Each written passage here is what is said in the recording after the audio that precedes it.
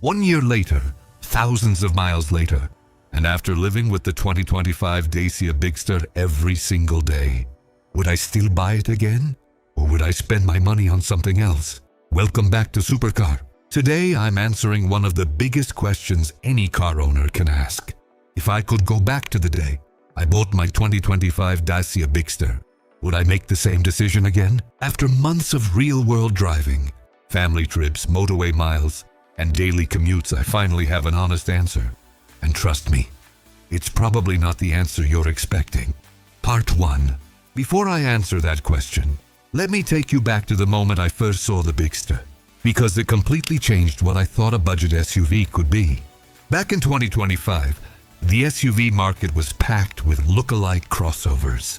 Then Dacia revealed the Bigster, and suddenly, people paid attention. With its muscular wheel arches, bold front end, wide stance, and surprisingly premium design, it looked far more expensive than it actually was. At under $25,000 in many European markets, it felt like a bargain hiding in plain sight. I stood in the showroom, looked at the car, looked at the price, and made my decision almost instantly. Looking back, that probably should have been my first warning sign.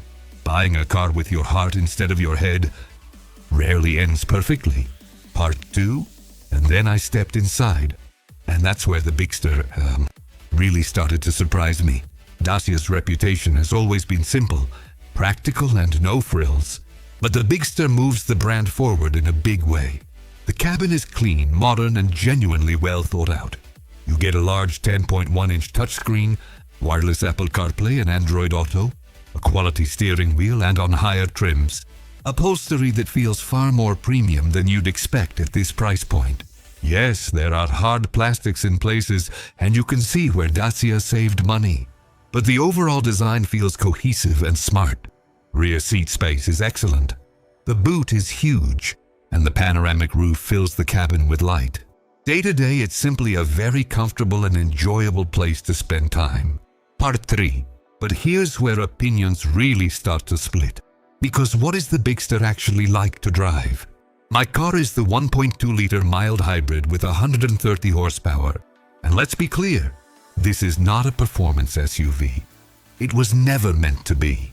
What it does offer is comfort, efficiency, and confidence. On the motorway, it cruises quietly and feels more refined than you'd expect at this price. The suspension handles rough roads well. The steering is light and effortless around town. And the mild hybrid system helps keep fuel consumption impressively low. In real-world driving, I regularly saw between 5.5 and 6.5 liters per 100 kilometers, which is excellent for a family SUV of this size. Is it exciting? Not really, but for daily commutes, family trips, and even the occasional adventure off the beaten path, the Bigster delivers exactly what most buyers are looking for. A comfortable, capable, and easy-to-live-with SUV. Part 4. So far, the Bigster sounds like an easy recommendation. But no car is perfect, and a few things genuinely tested my patience over time. Let's start with the 4WD system. Dacia heavily promotes the Bigster's rugged image, and to be fair, it handles gravel roads, light mud, and rough tracks better than most rivals at this price. But it's not a hardcore off-roader. Think of it as a capable all-road SUV rather than a true adventure machine. Then there are the driver assistance systems. The features are there, but they don't feel quite as refined as what you'll find in a Volkswagen Tiguan or Peugeot 3000X. The lane-keeping assist can be a little overactive, and the adaptive cruise control takes some getting used to. And finally, the infotainment system. Overall, it's easy to use and well-equipped, but under heavier use, it can occasionally feel a little slow. None of these are deal breakers, but they are the kinds of small frustrations you only discover after living with the car every day. Part 5. Here's something most reviewers never tell you.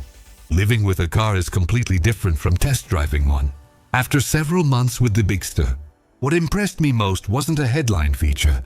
It was how easy and affordable it has been to own. Running costs are low, servicing is surprisingly affordable, fuel economy remains strong, and the car has proven solid with no unexpected issues. The Bigster also has something many SUVs in this price range lack: presence. It looks more expensive than it is, and people regularly ask about it when it's parked. That's not because it's flashy, it's because Dacia got the design absolutely right. Over time, I stopped focusing on specifications and started appreciating what really matters: comfort, practicality, reliability, and value. And in those areas, the Bigster continues to deliver far better than its price tag suggests. Part 6. And now, the moment you've been waiting for. The honest, unfiltered answer to the question I've been wrestling with since day one. So would I buy the 2025 Dacia Bigster again?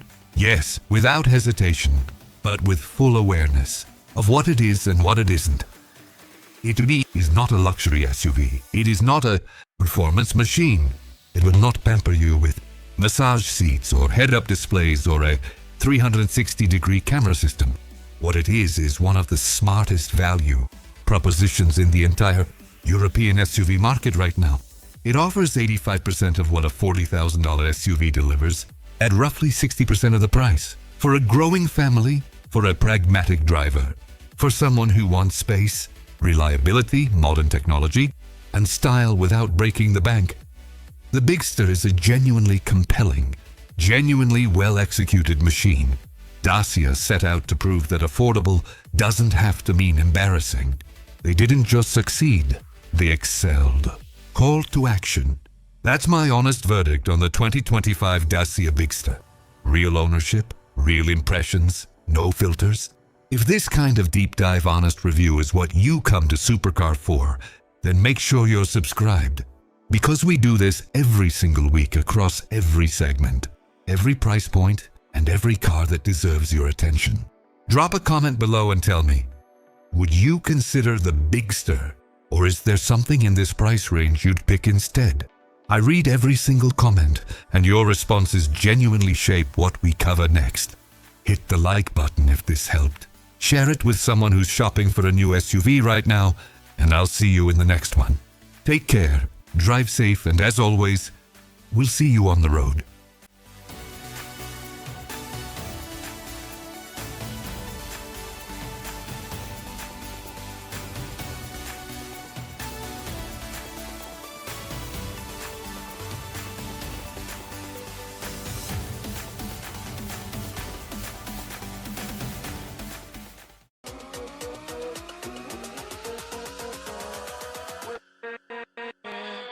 With